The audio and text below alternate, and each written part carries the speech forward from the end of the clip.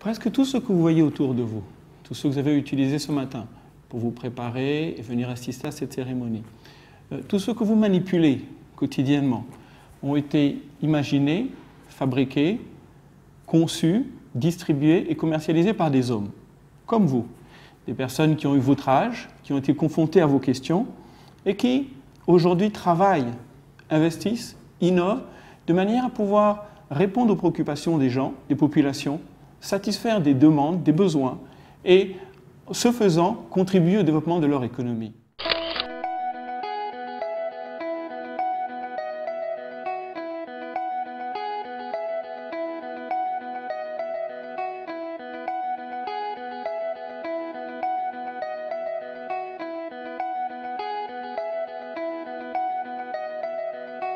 Bonjour, je suis Fabrice Nzebekale, je suis le directeur général de la Société équatoriale des mines.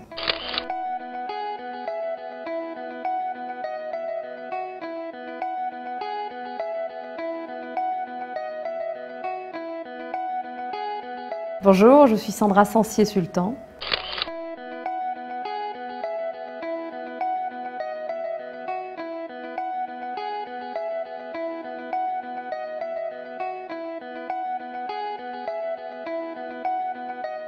Bonjour, je m'appelle Pierre Monanga, je suis directeur du secteur routier à l'Agence nationale des grands travaux.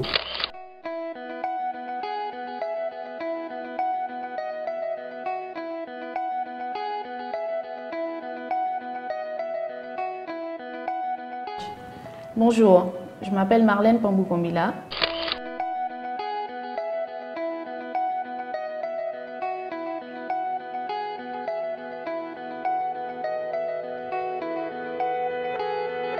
Bonjour, je m'appelle Marielle Baye.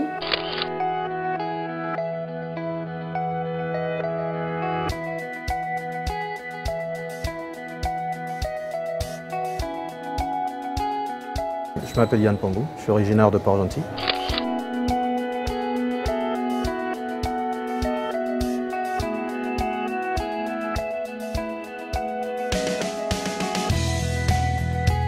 J'ai fait 2 années à l'université Omar Bongo en physique-chimie. Ensuite, j'ai fait une licence de physique, une maîtrise de sciences physiques et j'ai intégré par concours l'école polytechnique féminine. Ensuite, j'ai postulé chez AXA France et je suis rentrée comme ingénieure informatique chez AXA France en 1990. Donc, je travaille dans le groupe depuis 23 ans. J'ai travaillé 10 ans chez AXA France. Ensuite, je suis rentrée au Gabon en tant que responsable informatique chez AXA Assurance Gabon. J'ai été responsable informatique, secrétaire général, directeur organisation audit, directeur central et actuellement directeur commercial. Moi, j'étais intéressé par l'administration des affaires, la gestion. Donc, j'ai postulé à des prépas HEC et à l'Université de Paris-Dauphine. J'ai été accepté à l'Université de Paris-Dauphine où j'ai fait toutes mes études supérieures de la première année jusqu'au Master 2 en gestion et administration des affaires. J'ai terminé avec un Master 2 en finance d'entreprise et ingénierie financière. À l'issue à l'obtention de mon diplôme, je suis rentré au Gabon où j'ai travaillé pour la Citibank Gabon, d'abord en tant que chargé d'affaires pendant 3 ans. Et puis, au bout de 3 ans, j'ai été promu directeur d'exploitation. J'ai toujours eu le projet, lorsque je suis entré à Citibank, de faire un MBA, qui est un diplôme en administration d'entreprise dans les universités anglo-saxonnes, parce que justement, j'avais été inspiré par un ancien de l'université de Dauphine et de mon Master 2 qui l'avait fait, et je pensais que c'était une chose que je devrais également faire. Donc, au bout de 6 ans à Citibank, j'ai démissionné pour aller faire mon MBA dans une école au Royaume-Uni, à Londres, qui s'appelle London Business School. Mon objectif, c'était de travailler à l'international. Donc, j'ai été travailler 3 ans à Amsterdam, aux Pays-Bas, avant de repartir travailler 4 ans à Londres. Donc, c'est au bout de 7 ans d'expérience professionnelle à l'étranger que j'ai eu l'opportunité de revenir au Gabon pour rejoindre la Société équatoriale des mines. Avec l'aide d'une bourse attribuée par le gouvernement, j'ai continué mes études en France. J'ai fait une école d'ingénieur en génie civil et au cours de laquelle j'ai découvert le monde de la recherche et du développement, qui m'a poussé ensuite à faire un diplôme d'études approfondies, ce qu'on appelle aujourd'hui un master recherche au sein d'un laboratoire français. Et au terme de ce stage, j'ai été recruté par l'Université de France, celle de Nantes, pour devenir maître de conférence et ensuite professeur d'université. J'ai travaillé, j'ai enseigné, j'ai fait de la recherche pendant une dizaine d'années, toujours dans le domaine de la recherche et du génie civil. Au bout de quelques années de professorat, d'enseignement au sein de cette université, j'ai pensé qu'il était bon de mettre mes compétences au service du Gabon. Et donc je suis revenu sur le territoire, j'ai postulé à l'Agence nationale des grands travaux qui a accepté donc de me recruter en tant que chef de projet. Et je suis aujourd'hui donc directeur d'un secteur, le secteur routier, au sein de la NGT. Au cours de l'année 2010, en avril plus précisément, il y avait une cérémonie organisée dans un hôtel de la place par les femmes de l'ambassade de Paris. Au cours de cet événement, il y avait des hommes d'affaires français qui étaient présents et j'ai été en fait recrutée par un parmi eux. Nous faisons dans la communication multimédia et je suis à la tête de toute la direction Afrique de ce groupe. Je suis allé à l'étranger pour faire des classes préparatoires aux écoles de commerce. Après 3 ans d'école de commerce, j'ai commencé à travailler sur Paris. J'ai travaillé pour un cabinet de conseil et d'audit avant de poursuivre mes études aux États-Unis et de rentrer sur le Gabon. À l'issue de mon baccalauréat au lycée Léon Bas, je suis allée en France faire une école préparatoire. Et à la fin de cette école préparatoire, aux hautes études commerciales, j'ai intégré une grande école qui s'appelle l'ESSEC.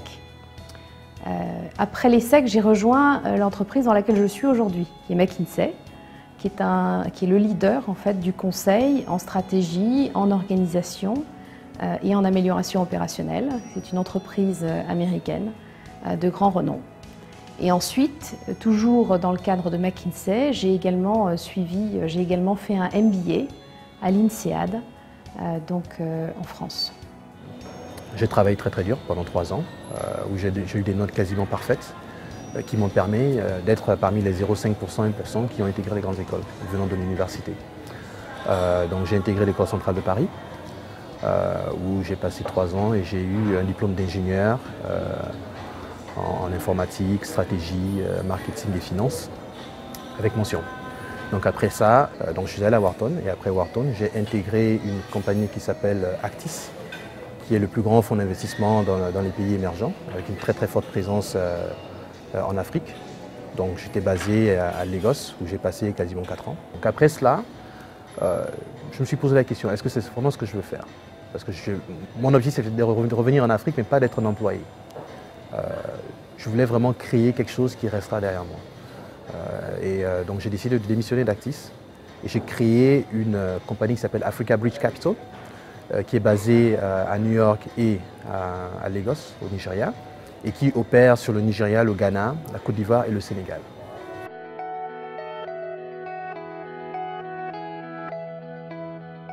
Je pense que l'excellence, c'est comme une course de fond, où il faut toujours être parmi les 5 premiers.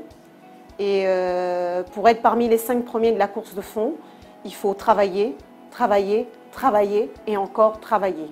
C'est 2 choses. C'est le fait d'aller toujours plus haut, donc de se dire que tout est possible, qu'en fait il faut croire en soi et que tout est possible et qu'on peut toujours faire mieux.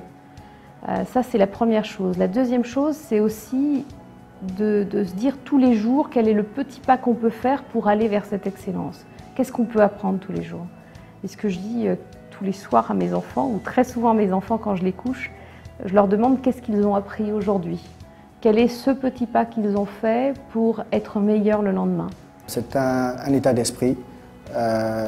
C'est toujours essayer de ne jamais se décourager. C'est viser le maximum, ne pas se contenter de peu. La recherche perpétuelle de résultats exceptionnels dans tout ce qu'on fait. Okay? Je pense que quand on fait quelque chose, on a toujours essayé d'être parfait. Okay? On ne peut pas atteindre la perfection, mais on peut se rapprocher de la perfection. Si on se rapproche de la perfection, on est au niveau de l'excellence. le désir de toujours vouloir mieux faire et le plaisir de toujours vouloir découvrir.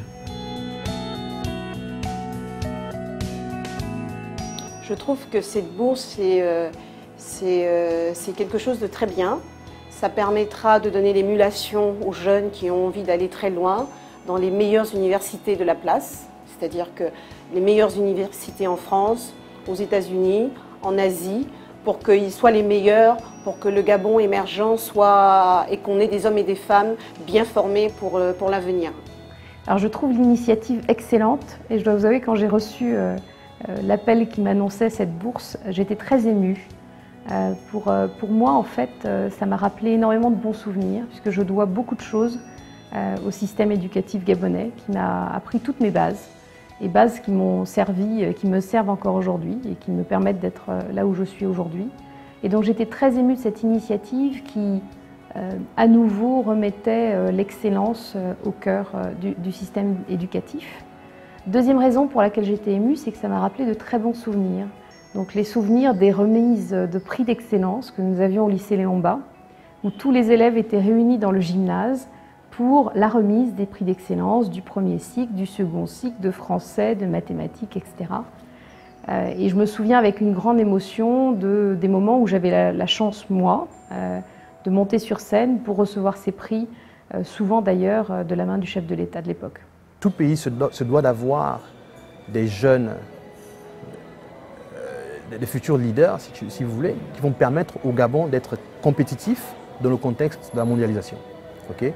Si nous n'avons pas d'étudiants qui atteignent ce niveau-là et qui vont plus ou moins dans les meilleures institutions dans le monde, ce sera un problème. On ne sera pas compétitif et on sera dans un marché où on sera juste plus ou moins des observateurs.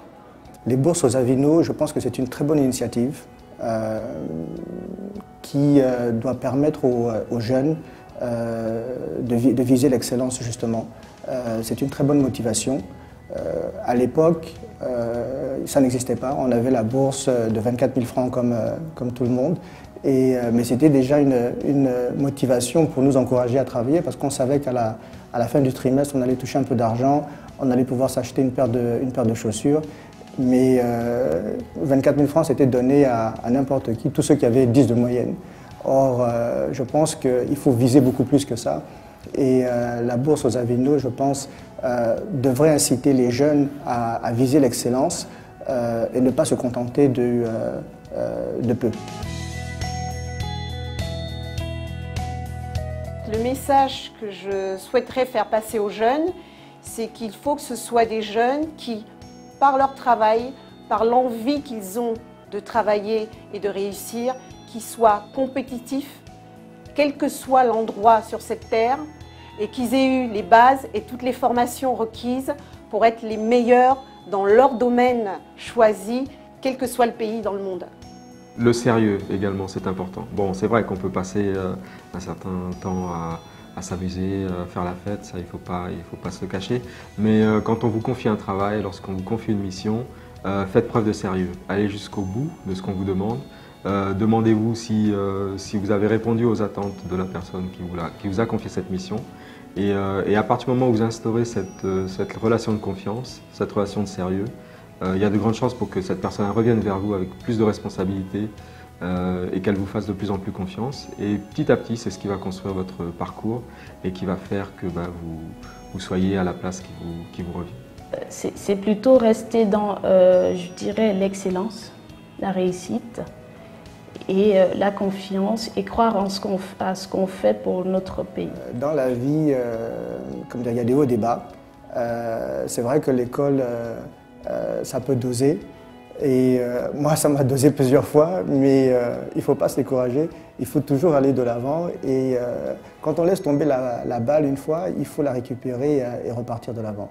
Et je pense que c'est le conseil que moi j'ai donné aux jeunes, c'est que, comment dire, l'école ça peut doser, ça peut gazer, mais c'est le seul moyen d'aller très loin dans la vie.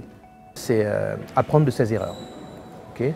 Faisons tous des erreurs, il est très important de comprendre les raisons de ces erreurs-là, de manière à les corriger et ne plus les faire. Okay? Donc l'exemple de quelqu'un qui a 15 sur 20 en classe, qui a la meilleure note de toute la classe, est-ce qu'il doit être content? Oui. Mais non, pas vraiment. Il est content parce qu'il a la meilleure note de la classe, mais il doit aussi s'asseoir et de dire, bon, j'ai eu 15 sur 20, pourquoi pas 20 sur 20? Okay, je vais m'asseoir, je vais comprendre mes erreurs et les corriger de manière à ce que je ne les fais pas plus tard. C'est très important. Parce qu'aujourd'hui, on est dans une certaine classe, mais demain, on sera avec des gens qui sont beaucoup plus compétitifs. Okay, donc il faut se préparer. Nous sommes relativement confiants que demain, vous aussi, vous pourrez faire des choses extraordinaires. Les domaines dans lesquels vous pourrez travailler sont relativement larges. La santé, l'éducation, les nouvelles technologies de l'informatique. Aujourd'hui, Internet invente de nouveaux services tous les jours. Donc, potentiellement, vous avez en vous toutes les qualités requises pour réussir. Ce sur quoi vous devez le plus croire, c'est dans votre capacité à pouvoir évoluer. C'est dans votre capacité à pouvoir découvrir de nouvelles choses. Il est clair que cela demande beaucoup de travail, mais le plaisir que vous en tirerez en apprenant de nouvelles choses, en adaptant ces nouvelles technologies à notre environnement, en satisfaisant des besoins essentiels pour les populations, n'ont aucun prix.